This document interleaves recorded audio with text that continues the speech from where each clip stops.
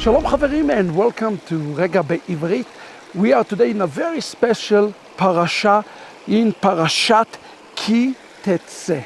Parashat Ki Tetzé and the following week Parashat Ki Tavo are important because in both of the parashiyot we are really seeing the definition of the Ve'ahavta l'reacha kamocha. You see, God is taking a lot of time in teaching now the details beyond loving our neighbors and ourselves.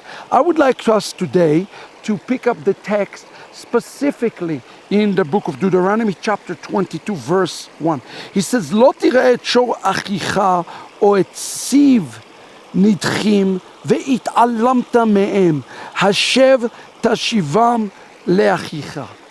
The opposite of loving your neighbor, according to the way the Torah is defining the opposite, is the Torah come to explain to us what are we not to do, is actually not hating your brother, but is to be indifferent to your brother. The word that I want you to think about today is the word it'alamta.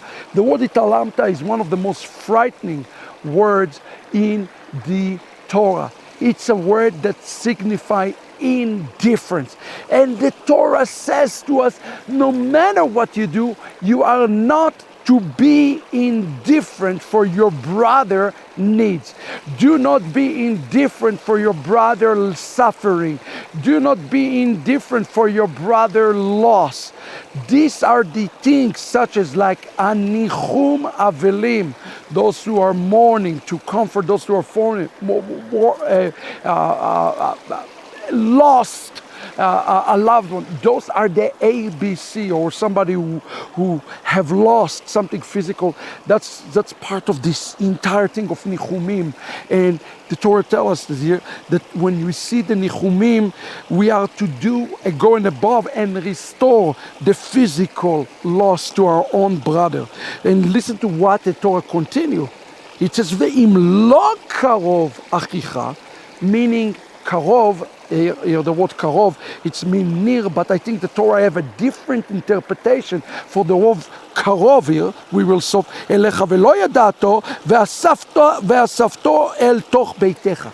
If your brother is stranger to you, when he's talking about karov, he doesn't talk about physical closeness. He's talking about being far from him spiritually.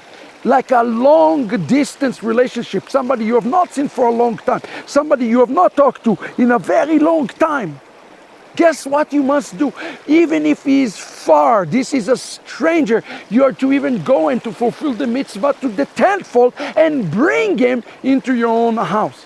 That, friend, is falling into the category that it's called Hachnasat Orchim. There is no greatest mitzvah than Hachnasat of Orchim. And the very first time we see Hachnasat Orchim is in the book of Genesis, chapter 18. "V'aya imcha ad derosh achicha oto ve'eshavta lo."